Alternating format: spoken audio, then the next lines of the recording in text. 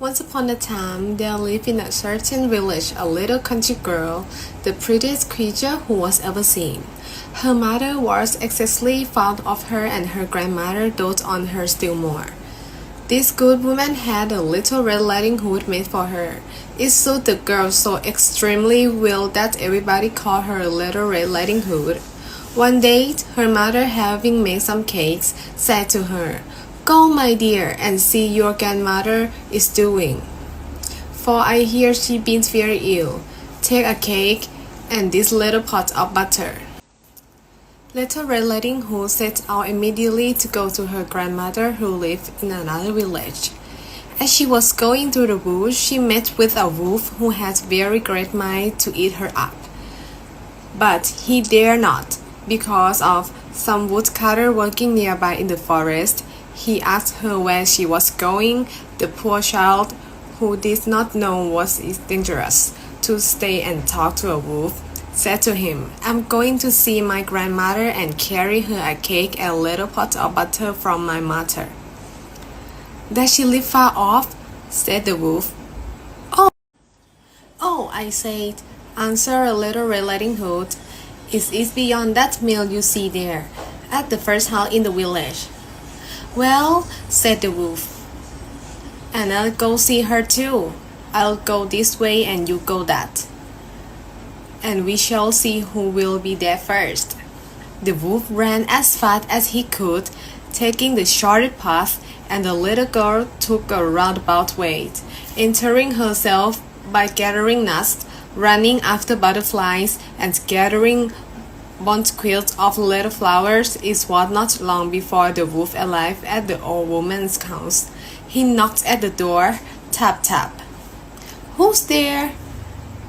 "Young grandchildren, Little Red Riding Hood," replied the wolf, counterfeiting her voice. "Who has brought you a cake and a little pot of butter sent you by mother?" The good grandmother, who was in bed because she was somewhat ill, cried out, "Pull the bobbin and the latch will go up." The wolf pulled the bobbin and the door opened, and then he immediately fell upon the good woman and ate her up in a moment. For it's been more than 3 days since he had eaten. He then shut the door and got into grandmother's bed, expecting Little Red Riding Hood, who came sometimes afterwards, and knocked at the door. Tap, tap. Little Red Riding Hood, hearing the big voice of the wolf, was at first afraid, but believing her grandmother had a cool and horse, answered, "It is your grandchild, Little Red Riding Hood, who was brought you a cake and a little pot butter mother sent you." The wolf cried out to her, softening his voice as much as he could, "Pull the bobbin and the latch will go up." Little Red Riding Hood pulled the bobbin, and the door opened. The wolf, seeing her come in, said to her, hiding himself under the bedclothes, "Put the cake and the little pot of butter upon the stool, and come get into bed with me." Little Red Riding Hood took off her clothes and got into bed. She was greatly amazed to see how her grandmother looked in her night clothes, and said to her, "Grandmother, what big arms you have! All the better to hug you with, my dear." "Grandmother, what big legs you have! All the better to run with, my child." "Grandmother, what big ears you have! All the better to hear with, my child." "Grandmother, what big eyes you have! All the better to see with, my child." "Grandmother, what big teeth you have got! All the better to eat you up with." And saying these words, this wicked wolf fell upon Little Red Riding Hood and ate her all up. Moral: children, especially attractive, well, young ladies, should never talk to strangers, for if they should do so, they may will provide dinner for a wolf. I say wolf, but there are various kinds of wolves. There are also those who are charming, polite, unassuming, complacent, and sweet, who pursue young women at home and the streets. And unfortunately, it is gentle wolves who are the most dangerous ones of all. Figurative language imagery. The little girl took a roundabout way, entertaining herself by gathering nuts, running after butterflies, and gathering bouquets of little flowers. Creates vivid pictures of Little Red Riding Hood's innocence and how she is easily distracted by nature's beauty. Imagery. The wolves pulled the bobbin and the door opened. The sensory detail of the wolf pulling the bobbin emphasizes the eerie and suspenseful atmosphere. Personification. The wolf, seeing her come in, said to her, hiding himself under the bedclothes. The wolf is giving human characteristics, speaking, hiding, and pretending, making him more deceptive and sinister. 3. Metaphor. The poor child who did not know that it was dangerous to stay and talk to a wolf. 4. Repetition. Grandmother, what big arms you have. Grandmother, what big legs you have. Symbolism. The Red Riding Hood, the path, the wolf. Feeling after I read this fable, The Red Riding Hood. Curiosity and warmth. As for the story feels comforting, with a loving family and a simple text delivering food to a sick grandmother. Little Red Riding Hood's innocence make her an endearing character. Tension and suspense. When she meets the wolf, a sense of unease grows. The wolf's cunning nature and her obliviousness create dramatic irony, making the reader anxious about what will happen next. Feeling after I read this fable, The Red Riding Hood, fear and shock. The wolf, deception. The grandmother's fate, and Little Red Riding Hood's eventual demise make the story darker and more unsettling. Unlike some versions where she is saved, this one ends tragically, which can feel surprising and harsh. Reflection and caution.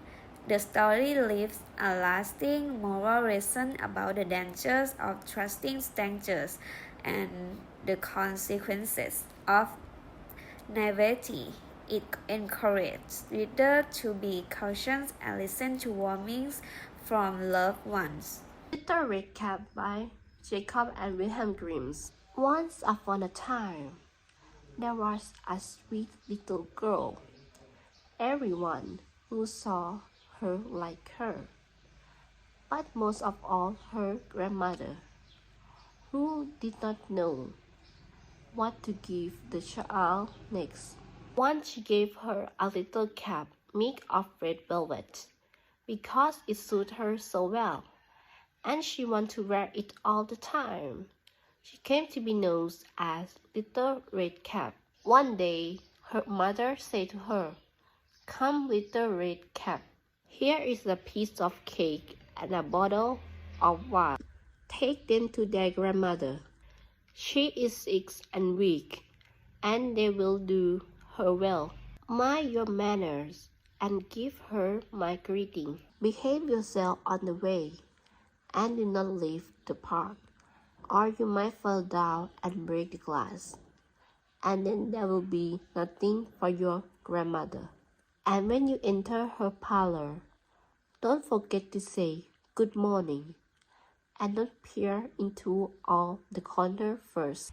"I will do everything just right," said Little Red Cap, shaking her mother's hand.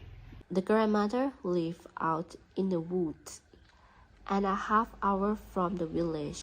When Little Red Cap entered the wood, a wolf came up to her. She did not know what a wicked animal he was, and was not afraid of him. "Good day to you, Little Red Cap."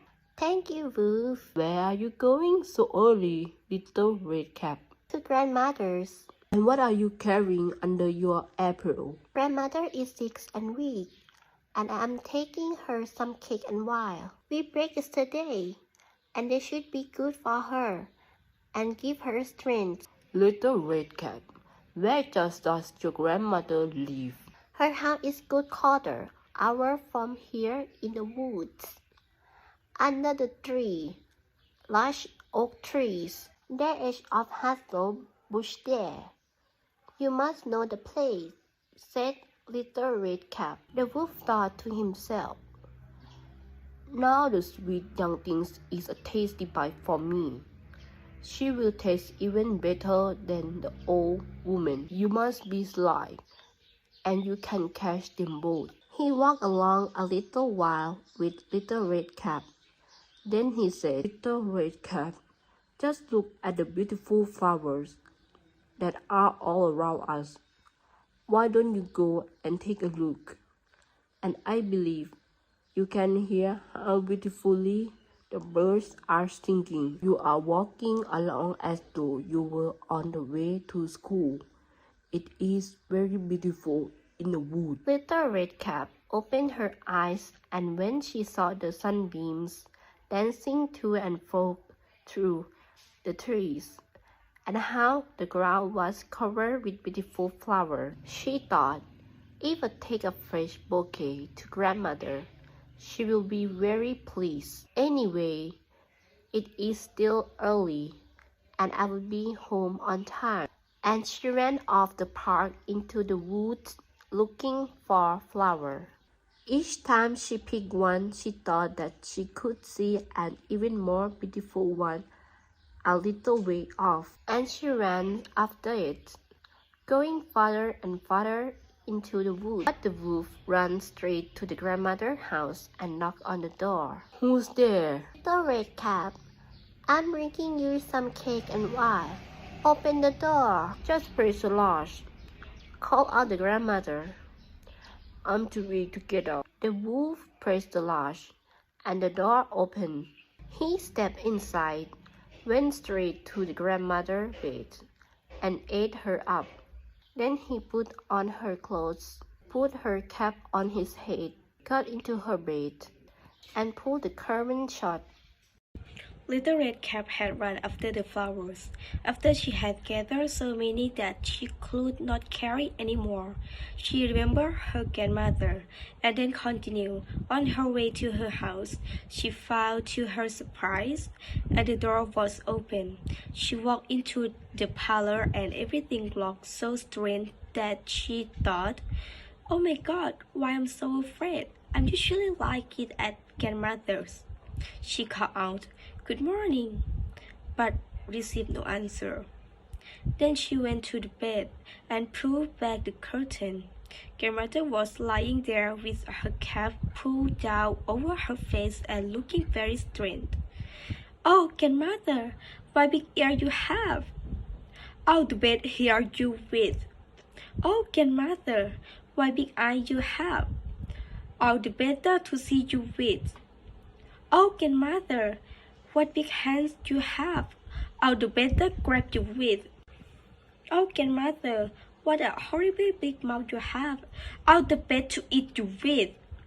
The wolf had scarcely finished speaking when he jumped from the bed with a single leap and ate up poor Little Red Cap. As soon as the wolf had satisfied his desires, he climbed back into the bed, fell asleep, and began to snore very loudly. A huntsman was just passing by. He thought, "The old man is snoring so loudly. You had better see if something is wrong with her." He stepped into the parlor, and when he approached the bed, he saw the wolf lying there. "So here I find you, you old sinner," he said. "I have been hunting for you a long time." He was about to aim his rifle when it occurred to him that the wolf might have eaten the grandmother, and that she still might be rescued. So instead of shooting, he took a pair of scissors and began to cut open the wolf's belly. After a few cuts, he saw the red cap shining through, and after a few more cuts, the girl jumping out crying, "Oh, I was so frightened.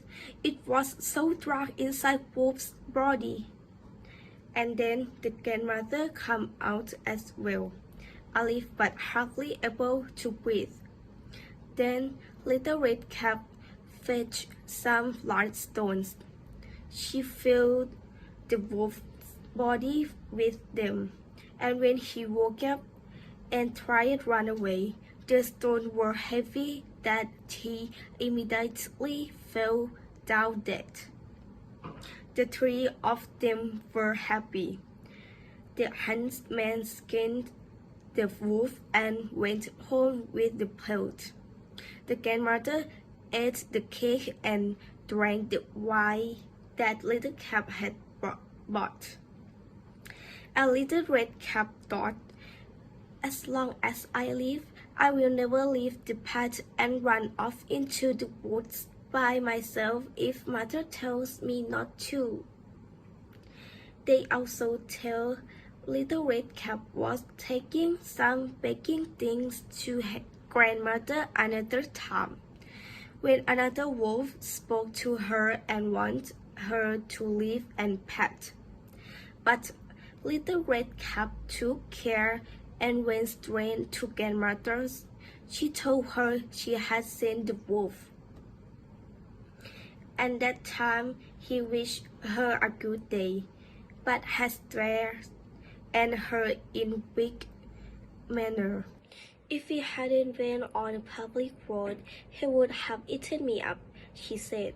"Come," said the grandmother. "Let's lock the door so he can't get in."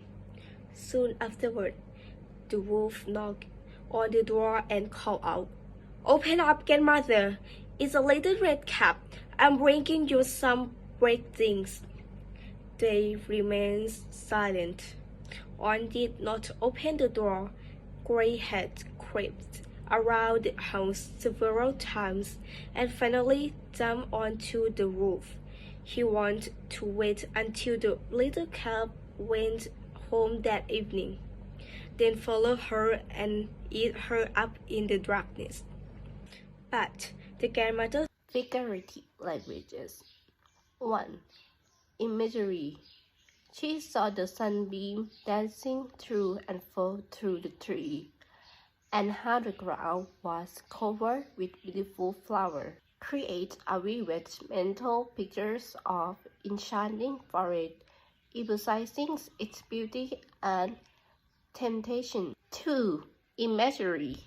The smell of the sausage arose into the wolf's nose, appealed to the sense of smell, helping the reader imagine the wolf. Temptation. 3. Personification.